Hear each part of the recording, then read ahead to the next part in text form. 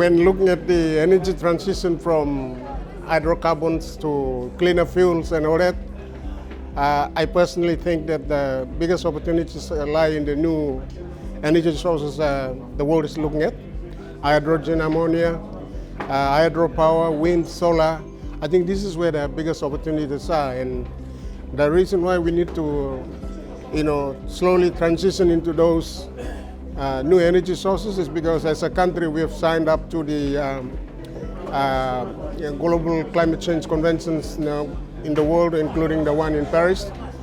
So we have to meet our climate carbon obligations, and I think also the oil and gas companies are going that way. So for us to think that maybe the biggest opportunities still lie in the oil and gas sector, maybe we will be shooting ourselves going forward into the future when the world is changing around us, and that's where most of our hydrocarbon customers are. So I think the biggest opportunities are in the new energy sources that the world is talking about. I would advise that investors who seriously want to invest in Papua New Guinea should come and look at the new energy sources that this country is going to migrate into and invest there.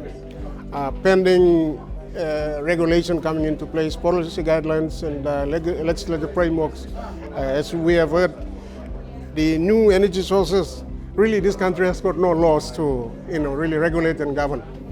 So over the next 2 or 3 years, I think the government is going to seriously work on those missing links in the legislative framework, so that when the new energy sources come into play, then we certainly have laws to guide and commercialize the new energy sources we are looking at. So, but seriously speaking, I think the new investors should come with an open mind to look at those new sources versus exploration for oil and gas as the traditional norm.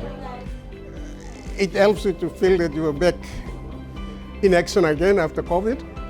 2 or 3 years, 2.5 years, maybe the COVID restrictions did not allow for the PNG summit to, take off.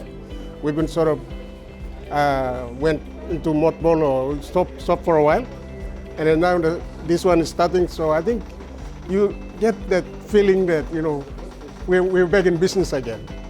So with more investors coming in, with more visitors coming into the country, I think the next summit you should see maybe beyond 1,000, 2,000 people like it was in the first meeting. So for me personally, I think coming back to the conference and starting it again is enlightening for me again, and I really enjoyed it.